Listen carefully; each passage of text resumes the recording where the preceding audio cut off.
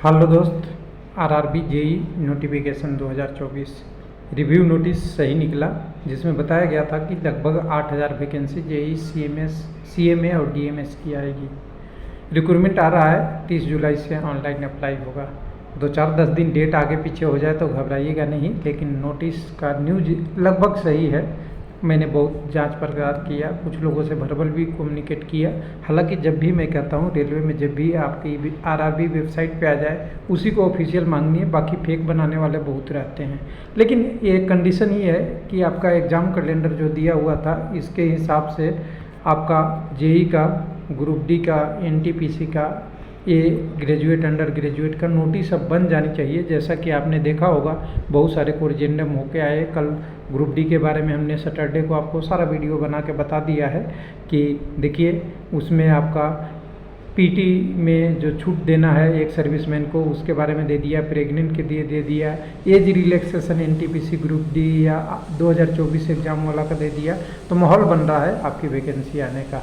ITI qualification के लिए भी न्यूज आ रहा है, वो भी देख रहे हैं। लेकिन यहाँ पे जेई की जो बात हो रही है, जेई में आपको जो हम लोगों ने पहले डिस्कस कर रखा था उसकी पहले बात कर लेते हैं। ऑफिशियल वेबसाइट पे अभी नहीं है, एम्प्लॉयमेंट न्यूज में भी अभी तत्काल में आने वाला है। लेकिन हम लोग 13/6 को एक बात कर लिए थे, जिसमें 13/6 को जेई डीएमएस सीएमए की वैकेंसी के रिगार्डिंग असेसमेंट करने के लिए रेलवे को कब तक टाइम दिया गया था, जिसमें वैकेंसी 7,911 की बात की गई थी। और इसमें एक टाइम लाइन था। टाइम लाइन क्या था ऊपर में देखेंगे तो टाइम लाइन ये था 27 तारीख तक नोडल आरआरबी तक आ जानी चाहिए थी डाटा, 27/6 तक। आज क्या है तो 22/7। तो वैकेंसी आने की संभावना पूरा एकदम सीक्वेंस से मैच कर रहा है या नहीं मैच कर रहा है? बिल्कुल मैच कर रहा है। पोस्ट 2-4 ज़्यादा कम ज़्यादा हो सकता है, वो बात की बात हो सकती है। ऑनलाइन अप्लाई के डेट 1-2 दिन आगे पीछे हो सकता है, लेकिन जो अभी लेटेस्ट डाटा है उसके हिसाब से तो आपको अप्लाई करने के लिए जल्दी ही 30 तारीख से आपको मिल जाए। तो यहाँ पे अगर देखेंगे तो आपका 30/7 से नोटिफिकेशन अप्लाई करने का डेट है। ये 1-2 दिन आगे पीछे हो सकता है। और पोस्ट एकदम बिल्कुल वही गिना हुआ 12 और 5, जो 12 और 5 था इसमें केमिकल वाला और ये वाला, ये ज़्यादा तक है, वही चांस है। आरडीएसओ का वैकेंसी है, आरडीएसओ के लिए गोरखपुर, आरआरबी गोरखपुर में आता है। उसके बाद जूनियर इंजीनियर की जो बात हो रही थी वही 7934 की बात हो रही है यहाँ पे, जो पिछली से थोड़ा सा तो ज़्यादा है लेकिन लगभग वही वाला बात हो रहा है। तो पिछली जब आई थी उसको थोड़ा सा देखिएगा तो आपको लगभग अंदाज़ा लग जाएगा कि क्या चीज़ें था पीछे जो आया था, जब जिससे बोला गया था करने के लिए। उसमें देखिए टोटल जो पोस्टें बोली गई थी ना, तो सब मिला के 7,911 बोला गया था। इस बार है 7934 की बात हो रही है। तो 34 में थोड़ा बहुत आगे पीछे हो सकता है या यहाँ ऐड करने में अंतर हुआ हो। 814, 14 और 7, 14 और 7 होता है आपका 21। तो ठीक है, यहाँ पे एक ही होगा। उसके बाद यहाँ गड़बड़ नहीं होने की चांसेस है। 4, 2, 6 और 9, 15, 5, 20 और 1, 22।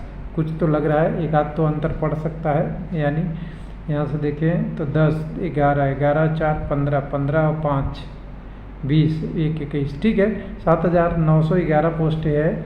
जो अभी दिखाया जा रहा है वो 7,934 पोस्ट की बात हो रही है। तो कुछ बढ़ा हुआ हो सकता है क्योंकि रिव्यू हो रहा था। रिव्यू आपने देखा ही है, सबको अपना अपना रिव्यू करना था, अपने अपने डिटेल दे के टाइमलाइन के साथ देना था। तो नोटिफिकेशन सही है, गड़बड़ नहीं है। उम्मीद है कि जल्दी ही आपको आरआरबी की वेबसाइट पे आए। और यही नहीं आए, एनटीपीसी की भी लोगों को उम्मीद है बढ़ा के वैकेंसी इंक्रीज करके, वैकेंसी इन्हेंस करके वैकेंसी दिया जाए ग्रेजुएट अंडर ग्रेजुएट का।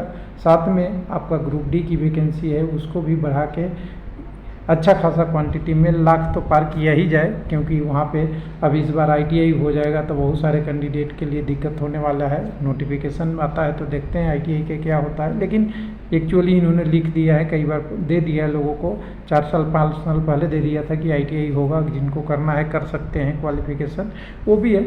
और साथ में एक चीज़ और अपडेट हो रहा है, जो आपकी इन सारे वैकेंसी का जो एग्ज़ाम का एक ही टेंडर हो रहा है सबका। किसका एग्ज़ाम पहले होगा किसका बाद में होगा वो तो हो सकता है, लेकिन अगर एग्ज़ाम एजेंसी ईसीए एक ही होगा जिसका टेंडर 19/7/2024 को ओपन होने वाला था, अगर ये टेंडर ओपन हो गया तो सारा एग्ज़ाम के लिए टेंडर अलग अलग नहीं करना पड़ेगा, केवल वैकेंसी अलग अलग है। एग्ज़ाम कंडक्टिंग एजेंसी एक ही होगा और ये एग्ज़ाम कंडक्टिंग एजेंसी होगा तो पैटर्न एग्ज़ाम का फास्ट हो सकता है। भले एलपी का शेड्यूल डिले चल रहा है लेकिन टेक्नीशियन या आगे वाले से पकड़ लेगा। जैसा अभी जेई का आएगा इसका भी सही हो सकता है, उसके बाद एनटीपीसी ग्रुप डी का भी सही हो सकता है। तो उम्मीद रखिए अच्छी पोस्ट सबकी आए और अच्छे लोगों को जॉब के अवसर मिले। Thank you. धन्यवाद।